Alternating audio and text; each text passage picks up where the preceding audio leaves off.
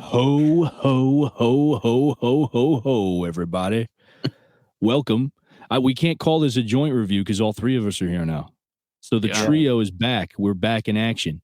Of course. And you guys got all festive on me when last time I had the Christmas shirt. You guys didn't have anything, but this time you both wear Christmas stuff, and then I'm just in my Golden Knights t-shirt. So you know what it was? We were like, dude, we got to up our game, man. He's bringing the Christmas spirit, so we figured we'd turn it up a notch. So I'm wearing my Santa hat. I got my little tinsel tree in the background here, man.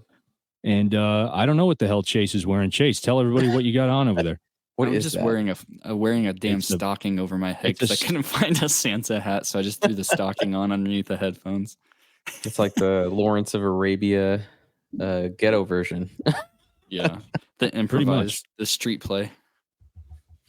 So we appreciate the creativity. We got to respect that. Throwing something together last minute. There you go. Yeah. But yeah, we wanted to hop on here and discuss another Steelbook release that we got. What was this, November that this movie came out? Chase, I think you just mentioned November 7th. November 7th. Yeah. So yeah, we're going to talk about Violent Night. We'll show the Steelbook. We'll get into that first and foremost, give you guys a little visual treat. And then we'll talk about the movie. We'll review the movie. We'll go through the special features, all that good stuff. And we'll just kind of give our thoughts on that. Just kind of wing it and see what happens here. So yeah, Chase, I don't know if you want to start off. We can, I think we both got it. Yeah, you guys both got it. I actually just saw the movie first time last night. That is a dope Steelbook. Yeah. I think we're talking about it. On. Yeah, it looks like it's debossed and embossed, like, which is not very common with Best Buy Steelbooks. So the fact that they actually added some texture on it is freaking awesome. And the back artwork looks dope. Really good artwork on the back. Can you get the glimmer at the bottom where your fingers are? Because it has that striking silver look on the bottom, if you can see that. Oh yeah, I see it. On the ball on his Santa hat. Yeah, that looks really nice. Pretty sweet. But Gabe, you pointed out something really good. The first one I saw do this on the Best Buy was Megan. Not too long before this. So, I mean, maybe these were leftover pressed Megan Steels. Maybe. I don't know, man. I mean, I know they did it for, I think, Thor, Love and Thunder had a similar kind of like framed embossed, debossed Steelbook. And I know Oppenheimer had the title.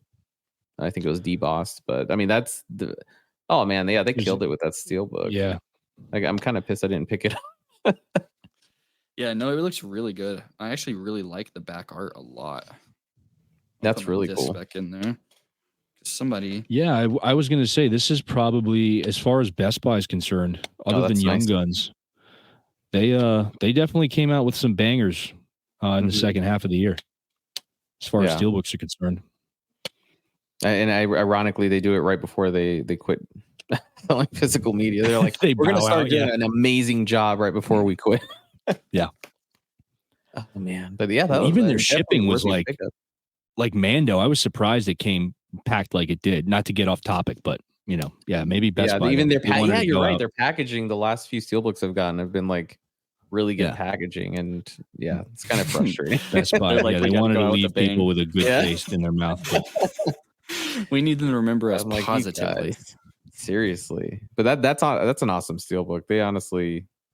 They kind of outdid themselves with that one, which is interesting for a title. I mean, like, it's a popular title, obviously, but it's not like, like super popular.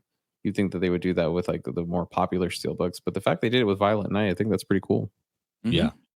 So I don't know if we want to talk about the movie itself first, and then get into the special features on the disc and talk about the specs. Whatever you guys want to do. I'm ready to roll with the movie itself. We can kind of give a brief description. It's only been out a month and a half. I don't know how many people have seen this yet, so maybe we kind of tried our best to keep it spoiler free. I mean, you can't. Well, I think didn't Violent Night come out last year? Last year in December. That's whenever I first saw it. Theatrically, yeah. But I mean, like I don't think I don't remember seeing it in theaters. I think I waited for the release. I think a lot of people actually did. I think a lot of people were just waiting for. I don't know how it did box office wise. Chase, I think you got the Wikipedia. Yeah. Yeah, let's go over the box office stats. So it has a budget of 20 million and it did 76.6 million, which is pretty good for an original IP. Yeah, that's not bad at all. I mean, they made 3 times their budget, so I'd consider that a success. And I think that they're already planning the sequel, right? Yep, it's been announced. So they're that'll doing be exciting. A solid job. Yeah, I mean, I didn't see it in theaters, and it sucked because I actually wanted to. I remember seeing the trailers with my wife, and we were like, "That looks pretty dope. That's a cool little concept," and we just never went to go see it. Why don't you tell us about the concept? Concept is, man, to bring it, give you a quick synopsis of it is, terrorists take over a rich person's house, and Santa Claus is there to. It's Die Hard with Santa Claus, pretty much. Yeah, he's there to. There's a little bit of Home Alone in there too. Yeah, there's a little bit of Home Alone in there, which we can talk about, which was like one of the funniest parts of the movie to me. But it's just kind of like this take on Santa Claus where he's taking down the terrorists, and it's an action flick, and he's there to save the day, there to save Christmas in a new, violent, different way.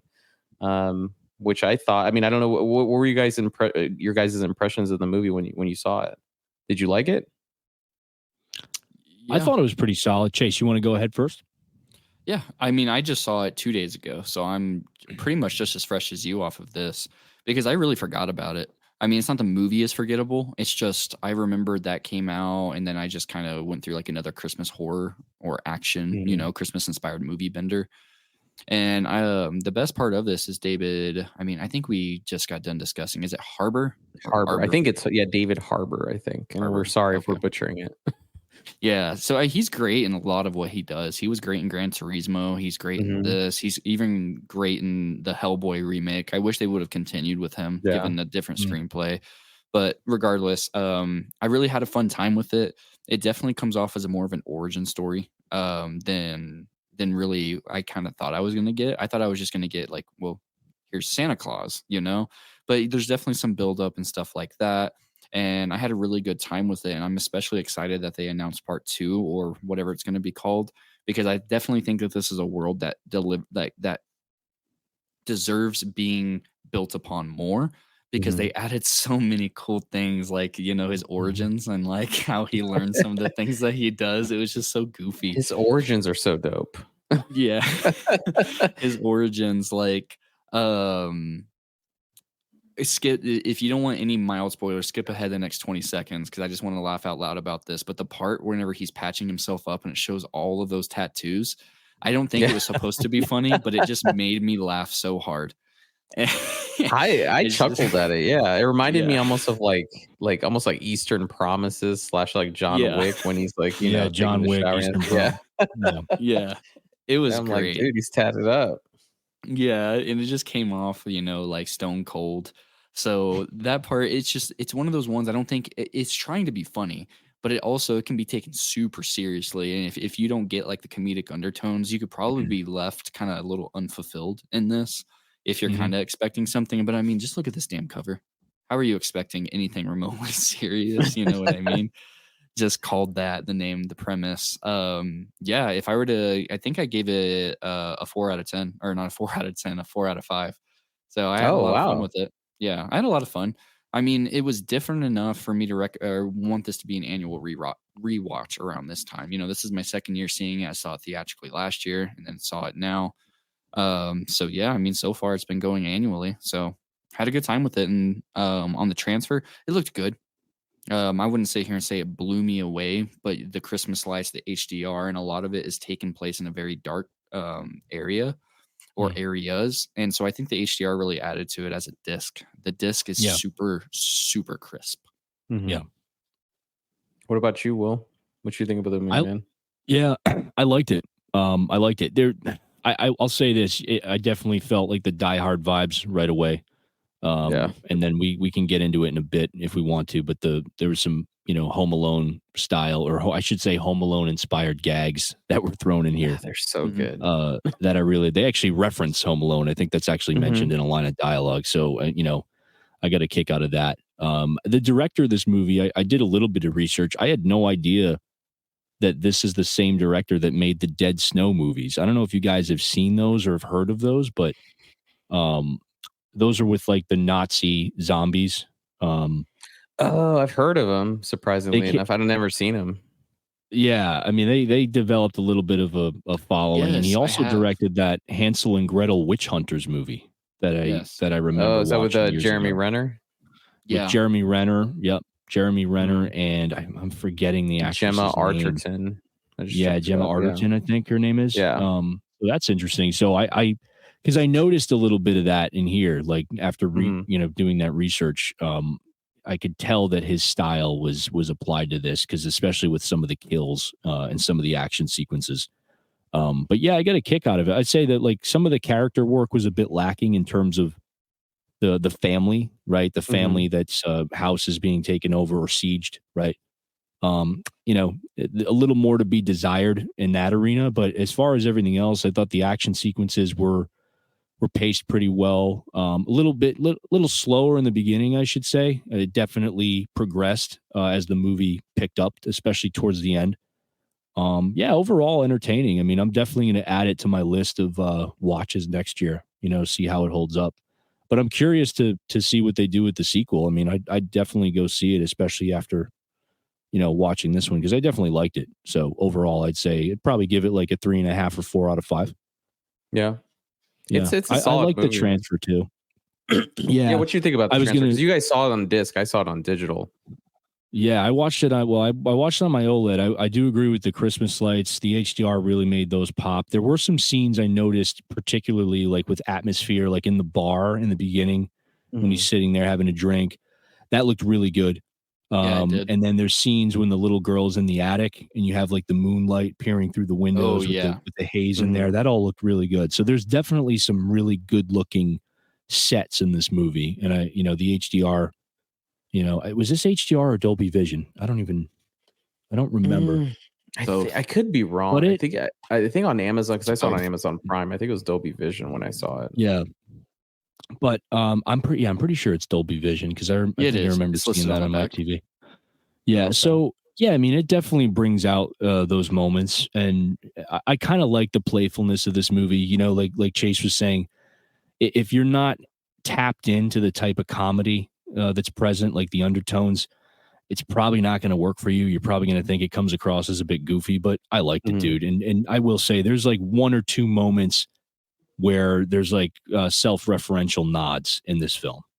I think one involves a kill with a grenade where, David Arbor's walking away from the screen and he kind of looks at the audience, looks at us and says, "Oh, I got to watch this," so it's just fun stuff like that I appreciated. I don't mind when movies like this are self-aware like that, because again, I'm not taking this super seriously. So it's good that there's that playfulness there. So, or even the stuff with the Christmas magic stuff, where it's like, I don't know, it's just it's just Christmas magic. You're like, okay, yeah, and you know what? I kind of like how they didn't go into that though. Yeah, because I was like, okay, please don't give us some kind of long-winded explanation as to why this. I didn't want one of those monologues or anything like that where it has to like explain what it is, and I'm glad they didn't do that, because in some cases you could say it works in their favor, in other cases it doesn't, and I feel like this would be the movie where it would kind of take away from the fun of it, right? So. And that's the thing. It's the magic of Christmas. That's why all you need. That's why he does what he does. He's just there to. And I will say it was pretty funny, the reindeer gag in the beginning, how that happens. I got a kick out of that. So there are a lot. Yeah, there's definitely some really good moments. Yeah, and I agree with you. I think I'd give it probably like a 3.5 or 4 stars. I don't know yet. I probably want to watch it again. I liked it. I thought it was funny. The tone of it is like you said, it doesn't take itself seriously. There were some. The only concern I had was like there were some pacing issues with it. I think that there's some parts that they probably could have cut just to kind of get to the action scenes a little bit quicker. But I mean, nothing that I was like complaining about when I was watching it. But I just love the tone of it, man. I just love the kind of, like what you said, the self-referential stuff. I think they even quoted Die Hard in the movie, didn't they? Then they said like this is some Die Hard shit or something like. I don't remember, but I think they did. Yeah, and they quoted Home Alone, like you said, and it's just a fun movie, man. And I'm hoping the next one, like Chase said, I hope it kind of reminds me of John Wick in a way. The first one, right, where it's like the first John Wick was really good, and it's like it's a good stepping, like you have this universe and you're like, but you don't get a huge glimpse into what the universe is. You just get this little like peep, and it's like you want to know more about it. And I feel like that's kind of what this movie was. It was like this could be a potentially really cool universe, but you only get this small, little segue into it. So that's how I kind of felt watching this movie. But I'm excited for the sequel, and I think that David Harbour, I agree with you guys. Everything that he's in, I've loved. Gran Turismo, Stranger Things. What was another movie that he was in recently? I think this year, right? You said Gran Turismo, right? Oh yeah, Gran Turismo, but I think there was something else. No, I don't remember. He was in one of the Marvel movies. Wasn't he in Black Widow? I think he was in Black Widow. Yeah, Widow. He actually, I didn't like Black Widow too much, but I think he did a good job in it. But he's a good actor, man. I think he knows what he's doing, and he just kills it in this role. I hope the next one just has a little bit more action, and kind of expands on the universe. But I'd give it probably like a 3.5 or 4 stars. And I know I don't know if you guys want to get into the Home Alone stuff. Obviously, we can't say too much about it, but that was my favorite part of the movie. Ironically, and I didn't think it would be, but I was just so freaking funny in my mind. I was like, you could probably make a whole movie out of this, just like a violent version of. It was violent, and I think that's why I liked it so much. I didn't expect it to really go there, because that's what I was kind of waiting for. As this movie, as it went along, I was like, okay, is this going to get like really bloody? Like how far are they going to push some of the violence? But and I think that was the moment where I was like, okay, we're going there. So I got a kick out of those scenes. I don't know if we want to talk about it in detail, if we want to shout spoilers out, if we want to. That's up to you guys. I mean, we can do quick spoilers, I guess, for the next minute or so, minute and a half. But I mean, pretty much what you get is just Home Alone booby traps that are just extremely violent. I mean, the first one, I already knew as soon as he was climbing up the stairs and you see the nail there and you see the step that's like broken, I'm like, oh my God, this is going to be fucked up. And literally, as soon as he just like slams his chin into the nail, I'm like, oh my God, this is great. But it keeps going. Yeah, I think it was the next bowling balls. Yeah. He got hit with the bowling ball. And I think he fell on some nails, right? Yeah, there's nails. It's just nails and razors on the floor. Yeah. And I think he was like taking out one of the nails and like looking at it, and then the bowling ball comes and just pushes the nail in his forehead. And I'm like, this is freaking fantastic.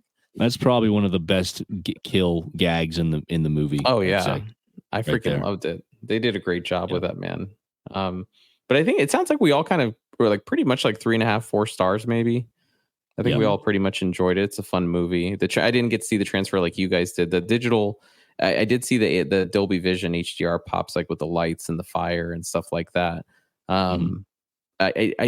It looks clean. Like it looked really clean, but I don't know. I don't know if this movie's like really like a 4K movie. You know what I mean? I would be interested in seeing it compared to the Blu-ray, because I hear a lot of people saying like this really didn't need a 4K, but I don't know. You guys are the ones actually watching the disc, not me.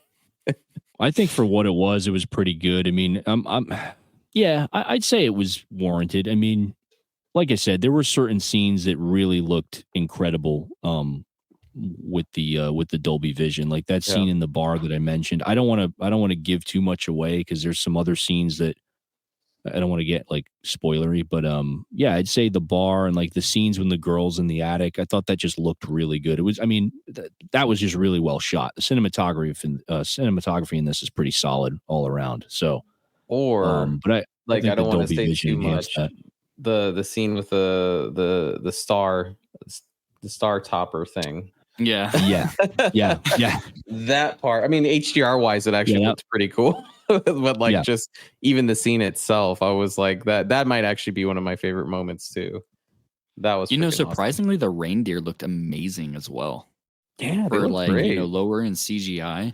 Because I mean, I don't think those were actual like deer or anything. Like they just added antlers or whatever. That was just all CGI.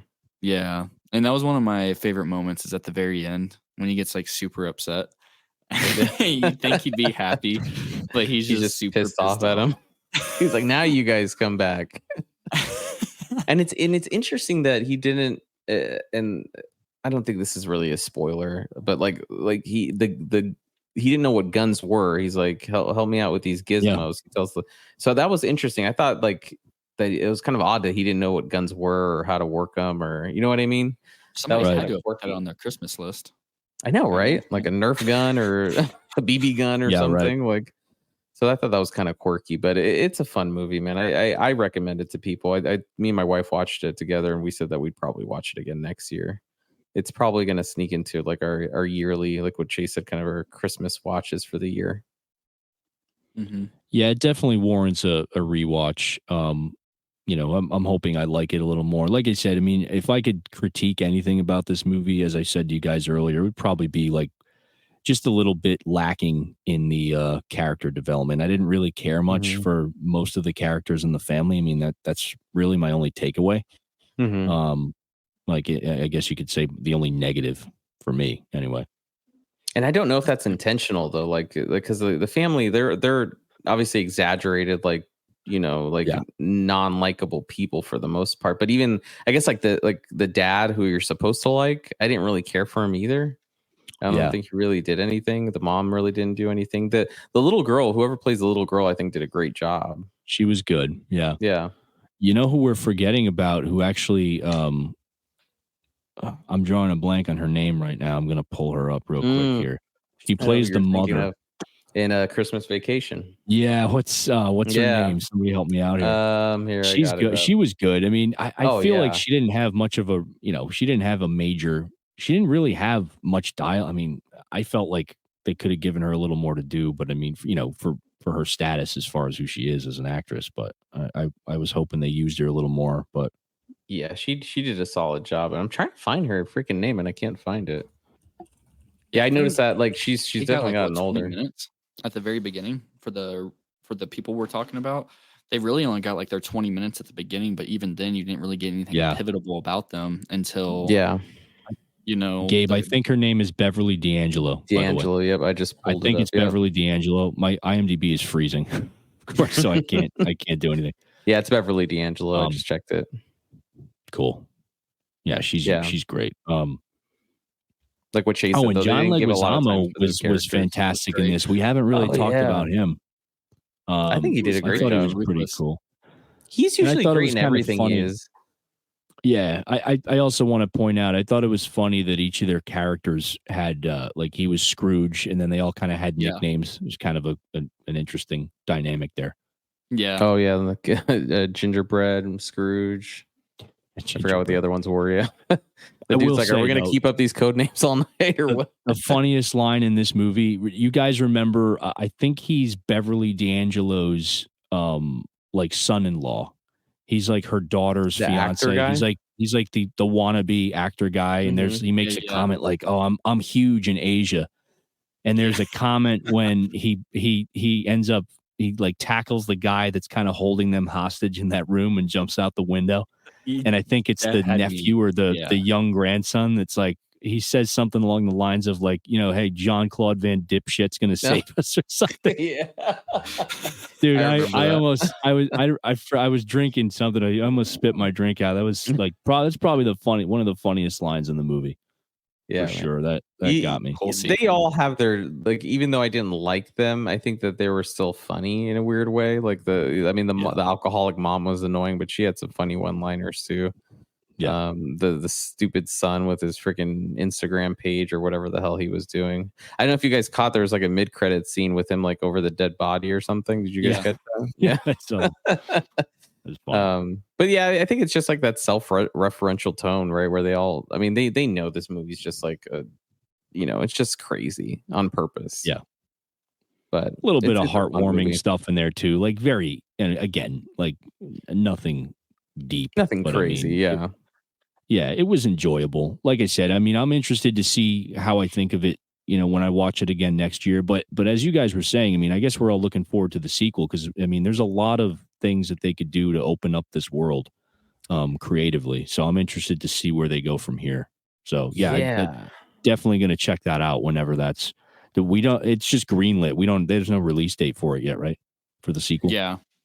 I read something about David Harbour. He was expressing interest. I don't know if this is going to happen about Charlize Theron playing Miss Claus. Oh, that'd be cool. Which would be kind of interesting. Let me shout this out. just for the people that may be interested. So the bonus features on the 4K, it comes with some deleted and extended scenes, which that's always nice because we sometimes don't get that anymore. So shout out to that. Santa's Helper, The Making of Violent Night, Deck the Halls with Brawls, a feature commentary, and a quarreling Kringle. I didn't get the chance to check any of those out, but definitely 3 of those interest me. And I definitely wouldn't mind seeing some of the more practical things that were behind the scenes and stuff because I didn't notice a ton of CGI. Did you get to check any of the special features out, Will? I watched I think I watched the Quarrel and Kringle. That's mostly, I think it's like 5 or 6 minutes. I forget how long that one is. It's probably like 5 minutes. They pretty much talk about like the stunt work and some of the special effects. So that's pretty cool. Deck the Halls with Brawls. I started watching that one. That talks about one of the big fight scenes. I guess it was like a one shot. Like they got it in one shot. And then I don't. Maybe you can confirm this. The deleted scenes. I mean, for as far as bonus features on this disc, it's okay. I mean, it's pretty solid. It's nothing extraordinary, but I mean, I think deleted scenes we get almost. I want to say it's almost like 20 or 25 minutes, probably closer to 20 minutes of deleted scenes on this, which is not bad. Yeah, it's pretty decent. It's almost an extra half hour of stuff. But I mean, combined, what do we got? 20 for deleted scenes. The one I watched was like 5 minutes. The other one, I'm assuming, I only got like a quarter of the way through. So, I mean, we probably have a good like 35, 40 minutes of bonus content on the disc, which is pretty good. So, yeah. Did you guys, I mean, Gabe, I know you streamed it, Chase. Did you get to check out any of those? Nope. I did not get the chance. I started watching some of the deleted scenes, but then just, didn't get the chance to necessarily finish it. But definitely will. You know, I'm glad I got the whole package because whenever I like movies like this, and especially like Gabe, I think those are like the most perfect words that you can describe this movie as. This is like John Wick 1. You know, like it's a solid movie, but I'm sure whatever comes after this is going to put this to shame. You know what I mean? Like, and that's not to say John Wick 1 or this will be looked at as a bad movie. It's just there's so much that does better as the movies go on that make it so like, damn. What was once one of the greatest action movies to come out in a while is now one of the weakest in its own series, but it's still great. So I think I could categorize this in that same one where it's just constantly building up. Super excited. And as a whole package, I think, I'd give the movie an 8, but the Steelbook, the 4K Steelbook release and everything, I think I'd be pretty solid giving it an 8.5. Just, I like the embossing on it. The J card's super nice. The shimmer on the back, the internal art, getting deleted scenes. We don't always get those nowadays, which I wish we would get more. And they kept them separate from the 4K disc. So bonus points to Universal for that. Yes. Which more people need to do because that pisses me off when they just add it all on the 4K disc. Yep. But it sounds like a solid release. I should have gotten it. I'm sure that it's sold out by now, right? I'd imagine so, like every other Steelbook. But yeah, I'm curious. I mean, you might be able to find it on eBay, but I don't know how much you're gonna have to pay. I'm not in a rush to get it, but I would say that it sounds like from the way what you guys showed me with the Steelbook and the special features, it sounds like it's a worthy package release. Yeah, it's a good package to buy. So I mean, overall, a solid job with it. Yeah, I'd give it. I was going to say I'd give it like a 4 out of 5 overall. Right. I mean, the movie more so, maybe a 3.5, 4 stars, but overall, definitely a 4 out of 5. Worth checking out for sure. Oh, they had it on sale for $18. Yeah, there you go, dude. Steelbook? Oh no, yeah, but it's only in California. Yeah, unavailable right now. Damn it, California. It always happens to me, man. When I'm like, oh, it's on sale, find a store, and it's like California, and I'm like, I just have to shout it out. So maybe we got some other eagle-eyed viewers, but I love whenever Will and I mention something, and then I can see the flicker and flash of your screen on your face, adamantly Googling and stuff like that. Oh, like your monitor just flashing. Like as soon as you guys mention stuff, I'm like, let me look it up. Let me see. Let me check. Who's that actor? Who's that director? What's that movie? That. Yeah, I Google stuff all the time. Yeah, you can see the words in the reflection of his glasses as it scrolls. No, have somebody zoom in. Oh man. Yeah. But I think that concludes that. We appreciate you guys for listening. I don't know if we're gonna have any other. I know we said like obviously that was the last podcast we did over the weekend. I don't know if we're gonna have any other additional videos. I think you guys said that you were gonna do something, right? Yeah, we got some stuff coming. You got some stuff. We got some stuff in our stockings. Oh, there. For sure. I'm wearing this. Will is in the. Well, he's wearing his, so he's got none now. Bro, I don't even know if that's a stocking or I don't even know what to call that thing. That's like. It's a. You look like a gypsy. It's my safety net. Oh man. We got some other guys. I think the next one. If you guys like this video, check more of our content out. We got a bunch of other. What do we got? Like 25 videos now or something like that. I'm losing count. 25 after this. 25 after this. So if you guys are watching this and you like this, click the like button, hit subscribe, comment down below if you picked up Violent Night. If you want to add anything to this discussion, please, we welcome feedback. We always get super excited when people comment. So please, if you have anything you want to contribute, comment down below. And just check out some of our other videos. Stay tuned for the rest of the week. We got more drops coming your way. Anything you guys want to add? That's pretty much it for me. Have a happy holiday, guys. Yes. Have a happy holidays, everyone, and please be safe. Yes. Catch you guys later. Everybody. Thanks.